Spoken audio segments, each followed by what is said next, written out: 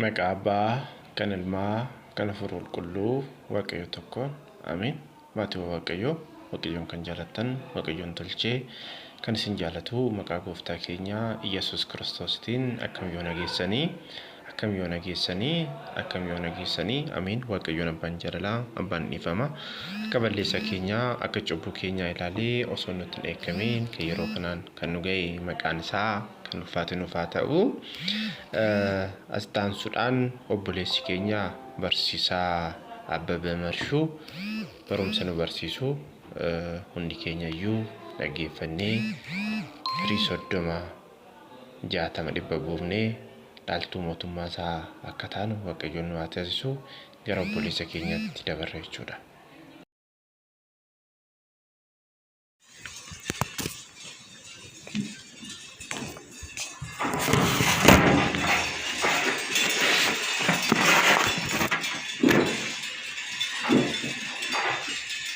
Yeroo maleettis cimii dhaabbadhu. Maqaa Abbaa, kan Ilmaa, kan Hafuura Qulqulluu, Waaqayyo tokko. Ameen. በስመ አብ ወወልድ ወመንፈስ ቅዱስ አሐዱ አምላክ አሜን። መቃ አbbaa, kan Ilmaa, kan Hafuura Qulqulluu, Waaqayyo tokko. Ameen. Hunda duraa Waaqayyo Gooftaan uumaan keenya fayyisaan keenya Yesuus Kiristoos akka baay'ina cubbuu keenyaa, akka balleessaa fi daddarbaa keenyaatti osoo nutti hin eeggaminii fi osoo nu balleessin akka baay'ina arjummaa fi dhiifama isaatti eegee umrii keenya irratti guyyaa irraa kana nuuf dabalee addunyaa badiinsaa fi addunyaa cubbuun keessatti badhaadhee fi dagaage keessaa iddoo qulqulleetti kanatti nu waamee sagalee isaa akka dhageenyu kan nu taasisee Waaqni abbootii keenya Gooftaan keenya fayyisaan keenya Yesuus Kiristoos maqaan isaa kan ulfaatee fi kan galateeffame nuuf haa ta'u. Jaalatamtoota maatiiwwan Waaqayyoon kan jaalattan, Waaqayyoos caalchisee kan isin jaallatu, kennaa guyyaa jimaataa qulqulleettii haadha Gooftaa giiftii teenya qulqulleettii dubaroo Maariyaam kan taatan, nagaa Waaqayyootiin nagaa isin gaafadhaa akkam jirtu, akkam turtanii, akkamiin yoo dhageessan. Ameen. Waaqayyo Gooftaan keenya maqaan isaa kan ulfaatee fi kan galateeffame nuuf haa ta'u. Fayyina addunyaa hundumaaf sababa taatee kan kennamte qulqulleettii haati teenya dubaroo Maariyaam kan eebbifamtee fi kan kabajamte nuuf haa taatu. Yeroo hundumaa eegumsa isaaniitiin nurraa gargar kan hin baane ergamoonni Waaqayyoo kan ulfaataniif kan kabajaman nuuf haa ta'an. Toloonni qulqulloonni abbootiin haadholiin akkaataa kennaa fi kabaja isaaniitti kan ulfaatanii fi kan kabajaman nuuf haa ta'an. የተወደዳችሁ የእግዚአብሔር ቤተሰቦች እንደ በደላችን ብዛት እንደ ሰውነታችን ክፋት ሳያጠፋንና ሳይቆጣን በምሕረቱና በቸርነቱ ጠብቆን ኃጢአት በበዛበት ዓለም ወደዚች ዓለም መጥተን ቃሉን እንድንሰማ እንድንቀደስ የረዳን የእግዚአብሔር አምላክ ስሙ የተመሰገነና የከበረ ይሁንልን። አትለይምና እናቱ እናታችን ቅድስት ድንግል ማርያም የተመሰገነች ይሁንልን። ቅዱሳን መላእክት፣ ጻድቃን፣ ሰማዕታት፣ መነኮሳት፣ ደናግላን እግዚአብሔር ባከበራቸው ልክ የተከበሩና የተመሰገኑ ይሁኑልን። በጊዜም ያለ ጊዜም ጽና። ይህን ኃይለ ቃል የምናገኘው ሐዋርያው ቅዱስ ጳውሎስ ወደ ጢሞቴዎስ በላከው በሁለተኛ ጢሞቴዎስ ምዕራፍ 4 ቁጥር 2 ላይ ያለው ኃይለ ቃል ነው። እግዚአብሔር በመካከላችን ተገኝቶ በዚህ ርዕስ እንድመክረንና እንድገስጸን የእርሱ መልካም ፍቃድ ይሆንልን። yeroo maleettis cimitee dhaabbadhu. Ergaa kana kan argannu ergaa qulqulluu Phaawulos barataasaa duuka bu'aasaa kan ta'e Timootewosiif ergee isa lammaffaa boqonnaa 4 lakkoofsa 2 irratti kan argannudha. Waaqayyo Gooftaan nu gidduutti argamee akka nu barsiifatuu fi akka nu gorfatu fedhaa fi eeyyama isaa nuuf haa ta'u. Abbaan sagalee kanaa kan ta'e Waaqni keenya kan ulfaatee fi kan galateeffame nuuf haa ta'u. Egaa sagalee kanaa kan dubbate barataa isaatiif kan ergee Madooshaa Waaqayyoo kan jedhame Madooshaa mana amantaa kan ta'e dursee hordoftoota Gooftaa keenya Yesuus Kiristoos kiristaanota kan ta'an hundumaayyuu kan ari'achaa ture, kan reebaa ture, mana Waaqayyoo keessaa kan baasaa ture, mana hidhaatti kan darbachaa ture. Saa'ol nama jedhamu xumura irratti Damaasqoo irratti Waaqayyo Gooftaan seenaa isaa jijjiiree meeshaa mana amantaa cimaa kan taasise qulqulluu abbaa keenyatu jecha kana dubbate. Egaa qulqulluu abbaa keenya Phaawulos barataa isaa kan ta'e qulqulluu Ximootewosiif jecha kana yoo barreessu mana hidhaa keessa taa'ee yeroo xumuraa fi sagalee xumuraa barataan isaa Ximootewos yeroo haalli mijataan jiruttis yeroo haalli mijataan hin jirrettis amantaa isaatiin akkamitti cimee dhaabbachuu akka qabu, sagalee Waaqayyoo akkamitti lallabuu akka qabu, imaanaa fudhate sana immoo akkamitti bahuu akka qabu akeekkachiisaa fi gorsa isaaf laatedha. Egaa qulqulluu abbaan keenya Phaawulos dursa ofii isaatii ari'aa akkuma ture sana inni immoo sagalee Waaqayyoo innaa lallabu duuka buutonni Gooftaa keenya Fayyisaa keenya Yesuus Kiristoos 12 innaa guyyaa guyyaatti sagalee Waaqayyoo miila isaa jala ta'anii barachaa turan. Inni guyyaa tokkos miila Gooftaa keenya Yesuus Kiristoos jala taa'ee baratee hin beeku. Sagalee Waaqayyoos dhaga'ee hin beeku. Soorata jireenyaa gara gurra isaatiitti seensisee hin beeku guyyaa tokko. Yeroon isaa yoo ga'u garuu Waaqayyoon ogummaa adda ta'een isa fo'ate. Ogummaa adda ta'een isa filate saba Waaqayyoon har'as anaaf isin osoo nuti hin yaadin, osoo nuti hin beekin, osoo nuti ittiin karoorfatin haala adda ta'een hordoftoota jiran hunduma keessa iddoo qulqulleettii sanatti nu waamee sagalee isaa akka dhageenyu nu taasiseera. Addunyaa ummata baay'ee of keessaa qabdu keessaa nu fo'atee meeshaa qulqulluu nu taasifateera. Ijoollee mana isaa nu taasifateera. Dhaaltota mootummaa isaa nu taasifateera. Tajaajiltoota isaa nu taasifateera. Waaqayyo Gooftaan ulfinni fi galanni isaaf haa ta'u. Egaa qulqulluun Phaawulos haala kanaan fo'amee innaa inni sagalee Waaqayyoo lallabu, innaa inni soorata jireenyaa ummata hin amanneef Ayzaabotaaf lallabee gara kiristaanaatti isaan deebisu mootonni biyya Roomaa irratti ka'anii irratti gungumuu jalqabanii inni kun eessaa ba'e? Kaleessan waliin ture,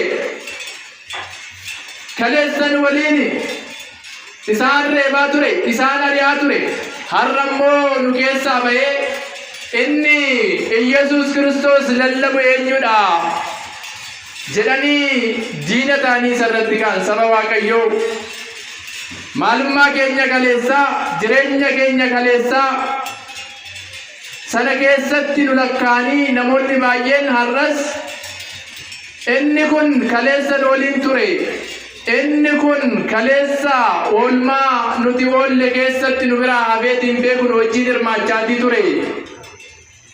Kanaaf har'a immoo eessaa baheetii sagalee Waaqayyoo lallaba, eessaa baheetii waa'ee amantaa nutti odeessaa jedhanii namoonni nurratti kaan hedduun isaanii jiru. Waaqayyo gooftaan laphee isaaniif haa kennu. Kanaaf qulqulluu Phaawulos mootichi biyya Roomaa gara mana hidhaatitti darbate. Magaalaa san keessatti sagaleen Waaqayyo akka lallabamu hin barbaadamu waan ta'eef magaalaa san keessatti maqaan gooftaa keenya Yesuus Kiristoos akka ka'u hin barbaadan waan ta'eef fuudhanii mana hidhaatti darbatani. Innaa sanaa qulqulluu Phaawulos akkas jedhe, ani hidhamuu nan danda'a, ani reebamuu nan danda'a, ani ajjeefamuus nan danda'a, ani yoo hidhameeyyuu sagaleen Waaqayyoo tasumaayyuu hin hidhamu jechuudhaan mana hidhaa keessa taa'ee isa addunyaarra deddeebi'ee sagalee Waaqayyoo barsiisaa ture sana, isa wangeela lallabaa ture sana, isa cuubee mucummaa Sillaasee laachaa ture sana caalaatti mana hidhaa Roomaa keessas taa'ee hojii hafuura qulqulluu hojjechaa tureera. Wangeela lallabaa tureera. Mana hidhaa keessa taa'ee ergaawwan 14 barreesse. Akkas jedha. Lammaffaa Xiimotewos 2:9 irratti, ani yoo hidhameeyyuu sagaleen Waaqayyoo hin hidhamu. Nuti gooftaa keenya Yesuus Kiristoos waliin duunee du'aa ka'umsa isaatiin jireenya gonfannaa jedhee sagalee abdii baay'ee namatti horu barsiise. Ergaa abdii baay'ee namatti horu isaan addunyaa irra jiran, isaan sagalee Waaqayyoo lallaban, isaanis akkuma isaa sanatti qorumsa irra qaqqabuu waan danda'uuf sagaleen Waaqayyoo hin hidhamuuti, yoomillee taanaan cimaatii dhaabbadhaa jedhee barsiisaa ture. Kanaaf saba Waaqayyoo, aniif isin rakkoowwan adda addaatiif, gidiraa adda addaatiif hidhamuu dandeenya. Sagaleen Waaqayyoo garuu hin hidhamu waan ta'eef mana hidhaa keessattis lallabuu dandeenya jechuudha. Kanaaf qulqulluu abbaan keenya Phaawulos maaliif yeroottis yeroo maleettis cimi jedhee bara isaatiif barreesse kan jettutti yoonnuuf na'u, yeroo sanatti yeroo gidiraan itti hammaate waan ta'eef, yeroo kiristaanonni itti reebaman waan ta'eef, yeroo lallabdoonni itti dararaman waan ta'aniif, yennaa sana barataan isaa Xiimotewos wangeela lallabuu irraa akka duubatti hin deebine, namoota badii raawwatan gorsuu irraa akka duubatti hin deebine,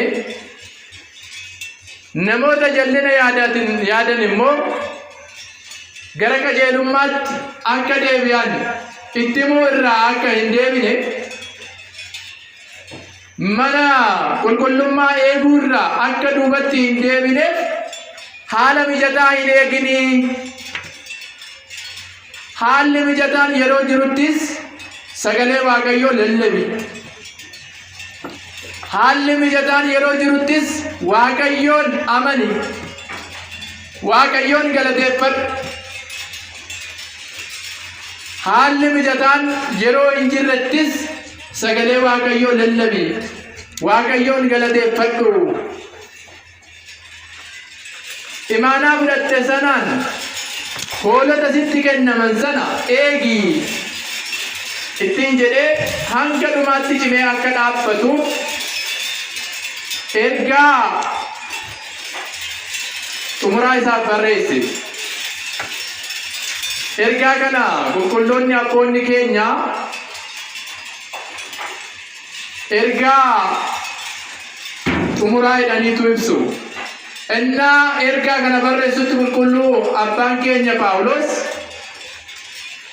እጅ ሳላሉ የሮት ደደበት harka isaatiin macaafa qulqulluu qabee dubbisuu yeroo hin dandeenyetti yeroo qaamni isaa dadhabetti ergaa kana barreesseera waan ta'eef ergaa xumuraa jedhaniitu dubbatu jechuudha.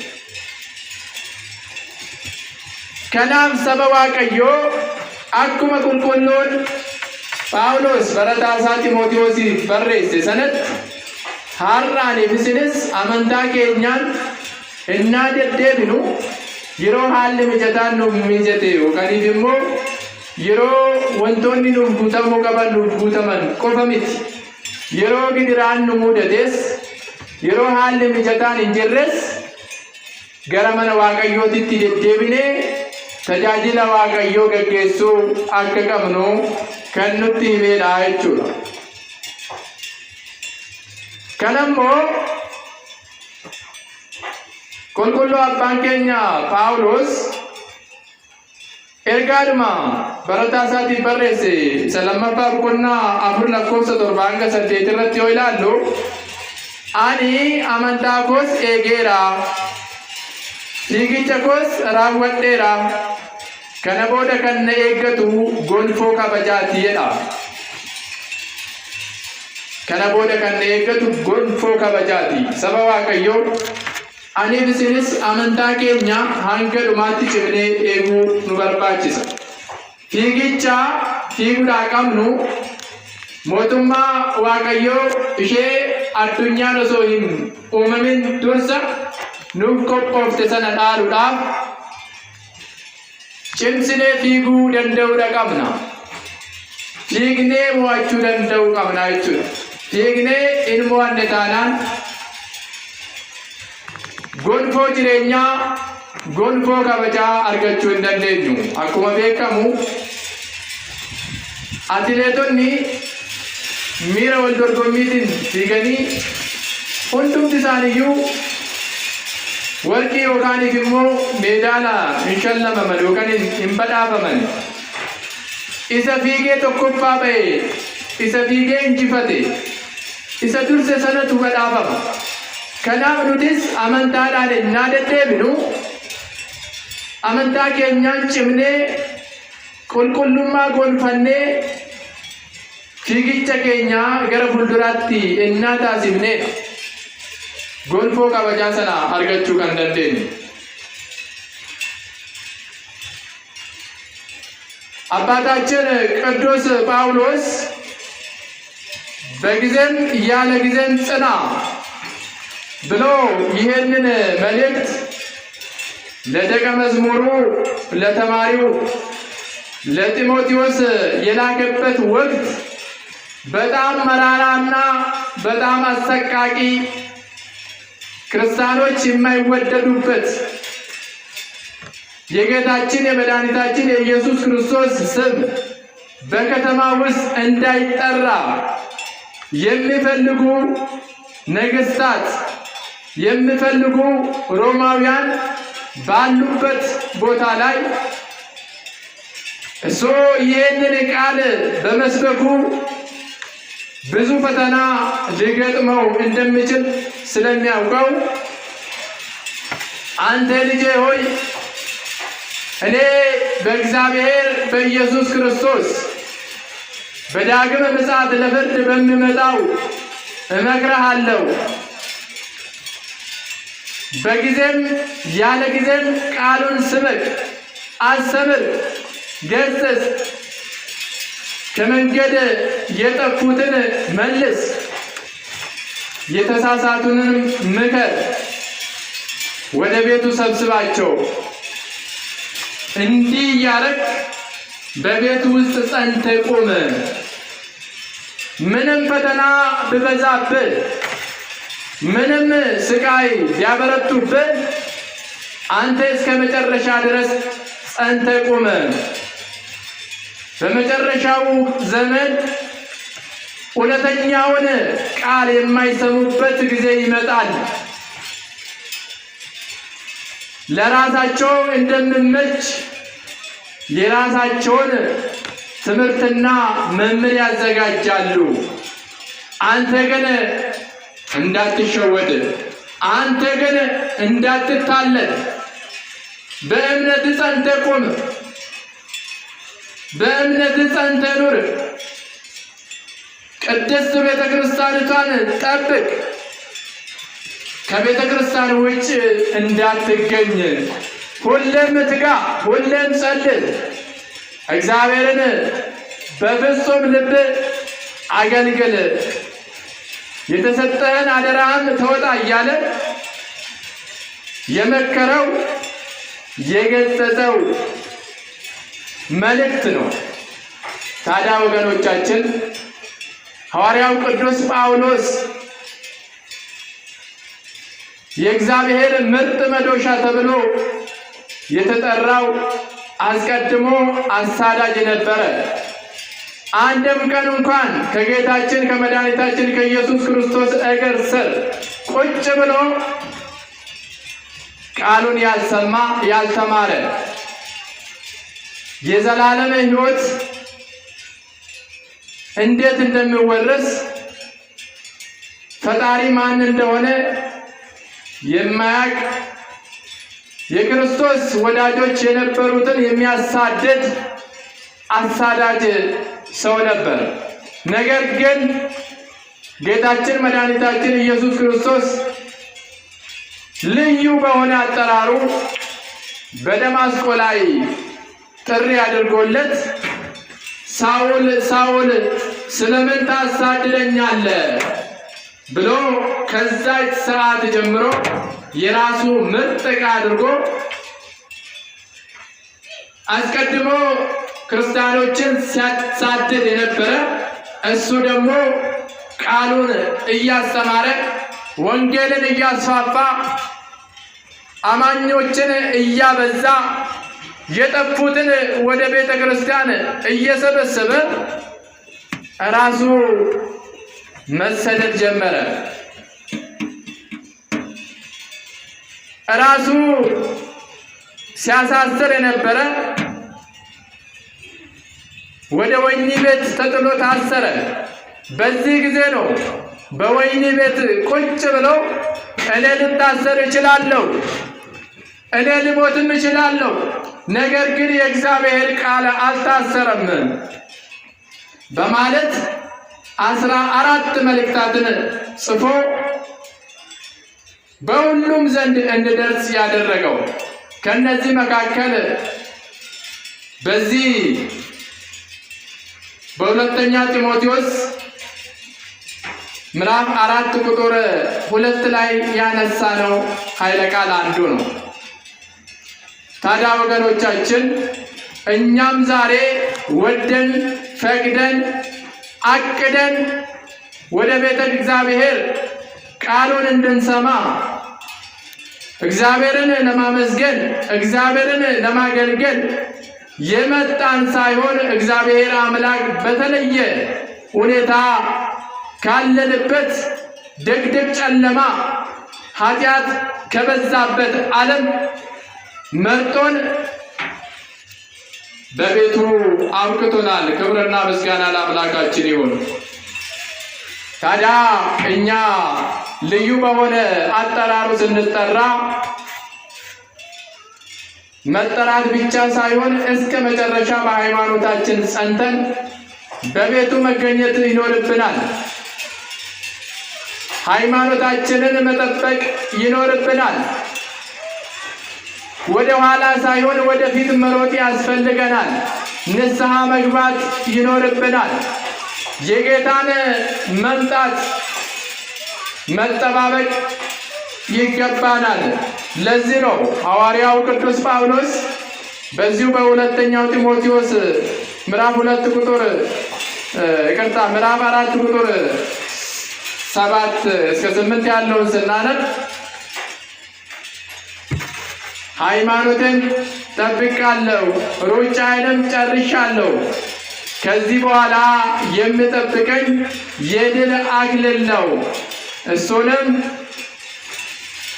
ሕያው የሆነው ኢየሱስ ክርስቶስ ያቀዳጀኛል ብሎ እንዴት እስከ መጨረሻ በሃይማኖታችን ጸንተን መኖር እንዳለብን ያስረዳናል። ስለዚህ ወገኖቼ ሁላችንም በጊዜም ያለ ጊዜም ጸንተን መኖር የምንችለው እንዴት ነው የሚለውን አይተን እናበቃለን። ጃለተምቶota maatii hunawwan waaqayyoo egaa ani bisinis saala addateen waamamnee sugaaf filatamnee ijoollee isaa taaneerraati yeroo maleettis cimnee dhaabachuu kan dandeenyu yoo maal goonedha kan jedhu laalleetu barnoota keenya xumurra. Inni jalqabaa hojii gaarii hojjechuudha. Hojii gaarii hojjechuudhaan cimnee dhaabachuu danda'uu qabna jechuudha. Kanas qulqulluu Phaawulos ergaa warra Roomeetiif barreesse boqonnaa 2:10 irratti hojii gaarii akka hojjennuuf hundumti keenya Kiristoosiin uumamneerraadha. Hojii gaarii akka hojjennuuf hundumti keenya Kiristoosiin uumamneerra. Hundumti keenya iyyuu hojii gaarii hojjechuudhaaf uumamne. Hojii badaa hojjechuudhaaf miti. Hojii daabiloos hojjechuudhaaf miti. Hojii addunyaa hojjechuudhaaf miti. Hojii addunyaa hin dabarre hojjechuudhaaf uumamneerra. Kanaaf hojii gaarii hojjechuudhaan cimnee dhaabachuu danda'uu qabna jechuudha. Kanaafis tokkoffaa Tasaloniqee boqonnaa 5:15 irratti waan gaarii hojjechuudhaaf ariifadhaa. Waan gaarii hojjechuudhaaf ariifadhaa. Hundumti keenya iyyuu jireenya keenya keessatti guyyaa guyyaatti waan gaarii hojjechuudhaaf ariifachuu danda'uu qabna malee waan badaa hojjechuudhaaf ariifachuu hin qabnu. Nama yakkuudhaaf ariifachuu hin qabnu. Nama gaddisiisuudhaaf ariifachuu hin qabnu. Nama boojjisuudhaaf ariifachuu hin qabnu. Kanaaf waan gaarii hojjechuudhaaf ariifachuu qabna jechuudha. እንግዲህ እንዴት እንጸናለን? ምን እየሰራን ነው መጽናት ያለብን የሚለውን በአንደኛ ደረጃ ስንመለከት መልካም ስራ በመስራት መጽናት አለብን። ሮሜ ምዕራፍ 2:10 ላይ መልካሙን ስራ ለመስራት መልካሙን ስራ ለማድረግ በኢየሱስ ክርስቶስ ተፈጠርን ይላል ሐዋርያው ቅዱስ ጳውሎስ። ስለዚህ እያንዳንዳችን መልካም ስራ እንድንሰራ እንጂ የዲያብሎስን ስራ እየሰራን ራሳችንን እየገደልን ራሳችንን እያታለልን ከእግዚአብሔር መለየት የለብንም። ለመልካም ስራ ተፈጥረናልና። እንዲሁም በአንደኛ ተሰሎንቄ ምዕራፍ 5:15 ላይ መልካም ነገርን ለማድረግ ተሽቀዳደሙ ይለናል። እውነት ነው።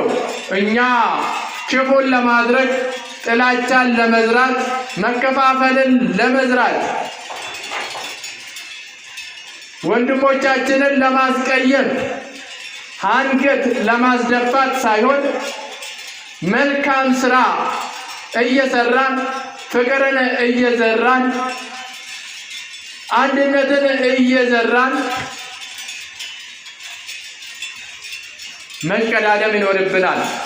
እሰለመፋረቲ ነገኛ ለብሱዳን ጭምኔ ዳበቹ ቀምና ነገኘ ለብሱዳን አባ ነገኛ ከንተኤ ጎፍታ ኬኛ ፈይሳ ኬኛ ኢየሱስ ክርስቶስ ይዳ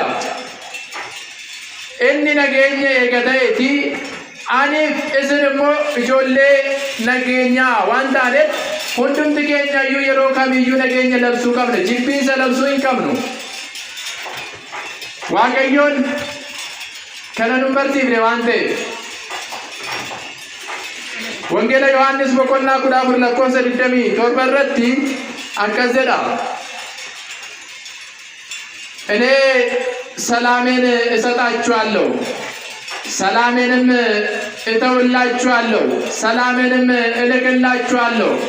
እኔ የምሰጣችሁ ሰላም እኔ የምልክላችሁ ሰላም ዓለም የሚሰጣችሁ ሰላም አይደለም። እውነት ነው። ዓለም ዛሬ ሰላም ብሰጠን ተነገ ወዲያ ሰላሙን ይነሳናል። እንታወካለን። በማይረባ ነገሮች እርስ በርሳችን እየተጣላን፣ እየተገዳደልን፣ እየተገፋፋን እንድንኖር ጥንተ ጠላታችን የሆነው ዲያብሎስ መርዝን ይዘራብናል። የጌታችን ሰላም ግን እንዲህ አይደለም። በሁኔታው በጊዜው የሚቀያየር ሰላም አይደለም። በእውነት እግዚአብሔር አምላክ ሰላሙን ሰጥቶን እያንዳንዳችን እድሜ ልካችንን ሰላምን እየሰበክን እንድንኖር የእርሱ መልካም ፍቃድ ይሁንልን። ከናፍ ነገኘን ስኒፍ ላጣ ነገኘን ስኒፍ ኤርጋ ነገኝናን ስኒፍ ኤርጉ ነገኛ አዱኛን ስኒፍ ኤርግቱ ሚቲ ነገኛ አዱኛን ስኒፍ ላቱ ሚቲ አዱኛን ቶን የሮዳፍ ነገኘ ስኒፍ ላችሁ ደንዴስታ የሮዳፍ ነገኛ እስን ጎንፈቺሱ ጅረታ ሃተው መሌ ነገኛ አዱኛን ቱን ስኒፍ ላቱ ነገኛ ኢትፉፋ ሚቲ ነገኛ ጅጅረማዳ jedha dhugaadha saba waaqayyoon yeroodhaan hin jijjiiramu. Waaqayyoon yoo gaddisiifneyyuu, waaqayyoon yoo yakkineyyuu, waaqayyoon na gaddisiistaniirtu, waaqayyoon na yakkitaniitu jirtu jedhee nageenya isaan irraatiin fudhatu. Kanaaf nuti immoo ijoollee nageenyaa taanee waaqayyo gooftaan daran jireenya keenya guutuu nagaan lallabaa akka jiraannu fedhaa fi eeyyama isaa nuufaa taasisu.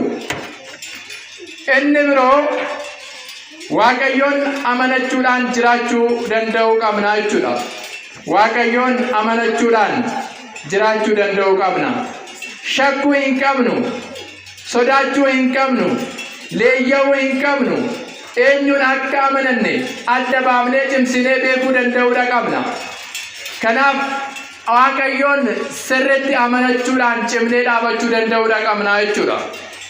Kanaaf Yohaannis boqonnaa 14:1 irratti lapheen keessan hirrifatini waaqayyootti amanaa jedha gooftaan keenya fayyisaan keenya Yesuus Kiristoos karaa duukaa bu'aasaa karaa barataasaa qulqulluu Yohaannisiin ergaa nuuf barreesse. Yeroo kamiyyuu rakkoowwan adda addaa innaa uumaman sodaachuu hin qabnu, rifachuu hin qabnu, leeyya'uu hin qabnu. Isa amananne sana beekuu danda'uudha qabna. Cimsinee waaqayyootti amanachaatii dhaabachuu danda'uudha qabna jechuudha. እንግዲህ ሌላኛው በእግዚአብሔር በማመን ጸንተን መኖር ይጠበቅብናል።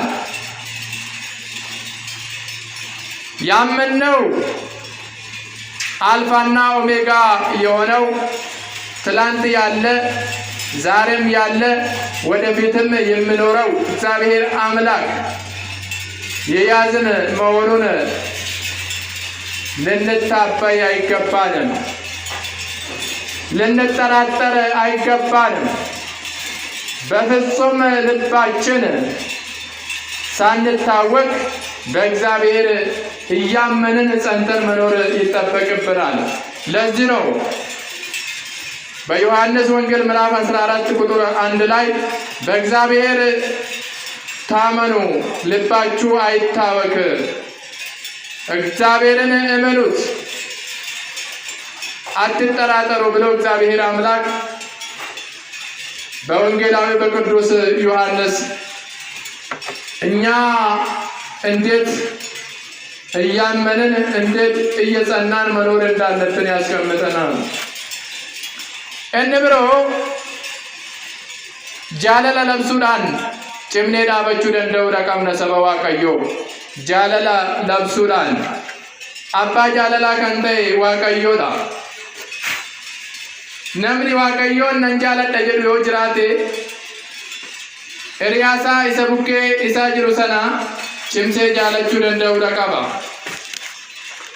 ኢሰን ጃለቱ ታናን ዋቀዮን አከሚቲ ጃለታ አከዘዳ ኤርጋ ቁልቁሉ ዮሐንስ ኢሰ tokkoፋ በቆና አፉር ለኮሰ ተርበራ ካብኔና ዱብኑ obboloota koo walii keenya haa jaalannu. Waaqayyoon jaalalaati. Inni wal jaalatus Waaqayyoon isa keessa jira. Innis Waaqayyo irraatii dhalateera. Obboleessa isaa inni hin jaalanne garuu Waaqayyoon hin beekuudha. Waaqayyoon jaalalaati jedha. Saba Waaqayyoo inni obboleessa isaa hin jaalanne dhugaadha. Waaqayyoon hin beeku. Waaqayyoon ijaan hin argine. Waaqayyoon immoo jaalala isaa kan nuuf laate obboleewwan keenya numatti jiran jaalachuudhaan, isaan jaalachuudhaan Waaqayyoon jaalachuu keenya akka ittiin calaqqisiifnu Gooftaan keenya Fayyisaan keenya Yesuus Kiristoos nutti hima. ሌላኛው ፍቅርን እየሰበክን ፍቅርን እያስተማርን እያስተላለፍን ጸንተን ልንኖር ይገባናል። እውነት ነው። እያንዳንዳችን እግዚአብሔርን እንወዳለን እያለን እንናገራለን። ነገር ግን እግዚአብሔር ምን ያክል እንደምንወድ እያንዳንዳችን ራሳችንን ጠይቅ። እግዚአብሔርን እንወዳለን ካለን እዚህ ካጠገባችን ያሉ ወንድሞቻችንን እህቶቻችንን መውደድ አለብን። ያኔ ነው እግዚአብሔር መውደዳችን የሚገለጸው። እንዲህ ይላል በአንደኛ በዮሐንስ መልእክቱ ምዕራፍ 4 ቁጥር 7 ላይ ወንድሞቻችን ሆይ እርስ በርሳችን እንፋቀር፣ ፍቅር ከእግዚአብሔር ነውና የሚፋቀርም ሁሉ እርሱ ከእግዚአብሔር ተወለደ፣ እግዚአብሔርንም ያውቀዋል። ወንድሙን የማያፈቅር እግዚአብሔርን አያውቀውም፣ እግዚአብሔር ፍቅር ነውና አለ። እውነት ነው።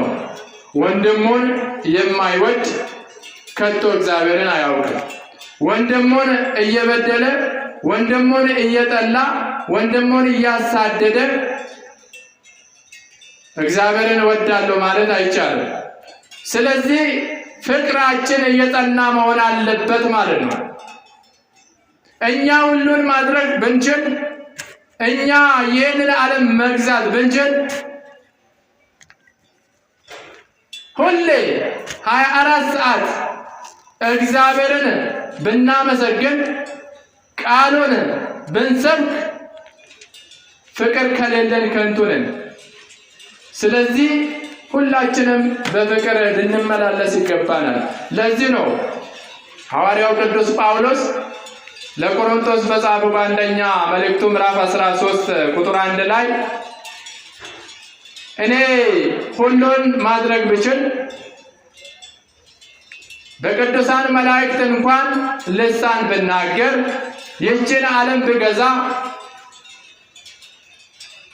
ሁሉ ነገር ብኖረኝ ፍቅር ከሌለኝ ግን ከንቱ ነኝ ይላል። ምክንያቱም የሁሉ ነገር ፍጻሜ ፍቅር ስለሆነ፣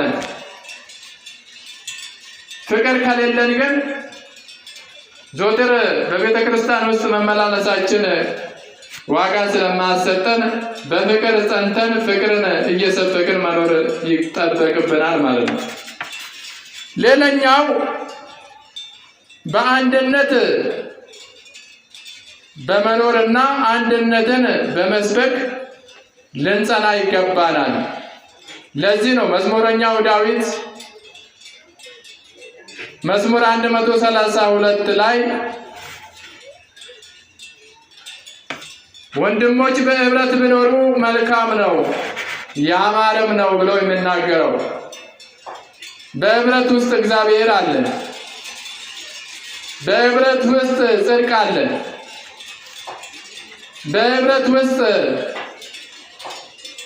የልባችን ምሻት ይመለስልናል። በመከፋፈል ውስጥ ግን ከእግዚአብሔር እንለያለን፣ እግዚአብሔርን እናጣለን። የዲያብሎስ ባሪያዎች እንሆናለን። ስለዚህ ሁሌም አንድነትን እየሰበክንና በአንድነት ጸንተን ልንኖር ይገባናል ማለት ነው። እንብሮ ቶኩማ ለብሳቲ ቶኩማ ላንጅራቻ ሀንገ ጡሙራቲ ዳበችው ኑበርባችሰ jechuudha. Kanas faarsaa Daawit 132 lakkoofsa tokko irratti qulqulluu abbaan keenya Daawit obboleewwan gamtaadhaan jiraachuun akkam gaariidha, akkamis nama gammachiisa, akkamittis namatti tolaadha. Dhugaadha, tokkummaa keessa Waaqayyoon jira, tokkummaa keessa jaalala jira, tokkummaa keessa hirruu godoo keenyaa kan ittiin nuuf deebi'uudha. tokkummaa keessatti qulqulloonni argamu, tokkummaa keessatti ergamoonni Waaqayyoo argamu. kadhannaa keenya yeroo hundumaa keessatti Waaqayyoon isin tokkos lamas taatanii yoo walitti qabamtan ani isa sadaffaa ta'e isin gidduutti argamee isinan eebbisa, yaa'ii keessan akka milkaa'u isiniifan taasisa, kadhannaa keessanis isiniifan nagaadhee dubbateera waan ta'eef wal faffacaasuudhaan wal qoqqooduudhaan Waaqayyoon argachuun hin danda'amu. Garboota diiyaabiloos taana. Kanaaf saba Waaqayyoo hundumti keenya iyyuu kana raawwachuudhaan cimnee dhaabachuu danda'uu qabna jechuudha. Inni xumuraa warroota waan badaa raawwatan irraatii fagaannee warroota waan gaarii hojjetanitti michoomnee jiraachuu danda'uudha qabna. Hojii gaarii kan hojjetan qulqullootadha. hojii yaraa kan hojjetan garuu garboota diiyaabiloosidha. Kanaaf wantoota akkanaatirraatii of eegnee deddeebi'uu qabna. Filiphisiyoos 3:2 irratti namoota waan yaraa hojjetanii fi hammeenya raawwatan irraatii fagaadhaa. Isinis of eegaa. Michuu warroota waan gaarii lallabanii fi waan gaarii hojjetanitti sikaatii jiraadhaa. Michuu isaaniis taa'edha Waaqayyo gooftaan. Kanaaf saba Waaqayyoo hundumti keenya iyyuu yeroo jireenya keenyaa keessatti hammeenya irraatii fagaannee firiiwwan hafuuraa kan ta'an jaalala, gammachuu, nageenya, obsa, kennaa, garraamummaa, amantaa, gad-of qabummaa fi qulqullummaa qabaannee hanga dhumaatitti cimnee dhaabachuun anaaf isinirraatii ni eegama jechuudha. ገላትያ 5:2 ድብሳ እንግዲህ የተወደዳችሁ የእግዚአብሔር ቤተሰቦች ሐዋርያው ቅዱስ ጳውሎስ በዚህ በፊልጵስዩስ ምዕራፍ 3:2 ላይ ከክፉ አድራጊዎች ተጠበቁ፣ ከውሾችና ከክፉ አድራጊዎች ተለዩ እያለ ይመክረናል። ስለዚህ እኛም ከክፉ አድራጊዎች ራሳችንን እየጠበቅን ጽድቅን ከሚሰሩ ቅዱሳንን አርያ እያደረገን በእነሱ ምሳሌ መልካም ስራን በመስራት ልንመላለስ ይገባናል። ከዚች ዓለም ይልቅ ሰማያዊው ዓለም እያሰብን ልንኖር ይገባናል። የመንፈስ ፍሬዎችን ተከናንበን ልንገኝ ይገባናል። ገላትያ ምዕራፍ 5:22 ላይ እንደምናገኘው የመንፈስ ፍሬዎችን ይዘረዝራል። እነሱም ፍቅር፣ ደስታ፣ ሰላም፣ ትዕግስት፣ ምጽዋት፣ ቸርነት፣ እምነት፣ ገርነትና ንጽህና ናቸው ይላል። ስለዚህ እኛ እነዚህን ተከናንበን በእነዚህ ነገሮች ራሳችንን ገንብተን እስከ መጨረሻ ድረስ በጊዜም ያለ ጊዜም ጸንተን ልንኖር ይገባናል። ይህንን ካደረግን በእውነት የምንሻትን መንግሥተ ሰማያትን እንወርሳለን። አለበለዚያ የዲያብሎስ ባሪያዎች ሆነን ወደ ገሃነም እሳት እንጣላለን ማለት ነው። ከናፍ ሰበ ዋቀዮ እንዱም ትኬኛዩ የሮቲስ የሮመሬቲስ ጭምኔ አበቹ ከንቀምኖ ዋን ጋሪ ሆጀኔቱ ሞቱማ ዋቀዮ ዳሉፍ መሌ ገርቦተ ዲያብሎስ ሳኔ ገራ ሲኦሊtti akka darbatamnuuf miti. Waan hundumaan Waaqayyo Gooftaan nu guddootti argamee yeroottis yeroo maleettis cimii dhaabbadhu. Sagalee jedhuun kan nu barsiise kan nu goose maqaan isaa kan ulfaatee fi kan galateeffame nuuf haa ta'u. Amiin. Galannii fi ookubaan Waaqayyoo fi qulqulleetti haadha teenya gifti teenya dubaruu maaramiidhaaf haa ta'u.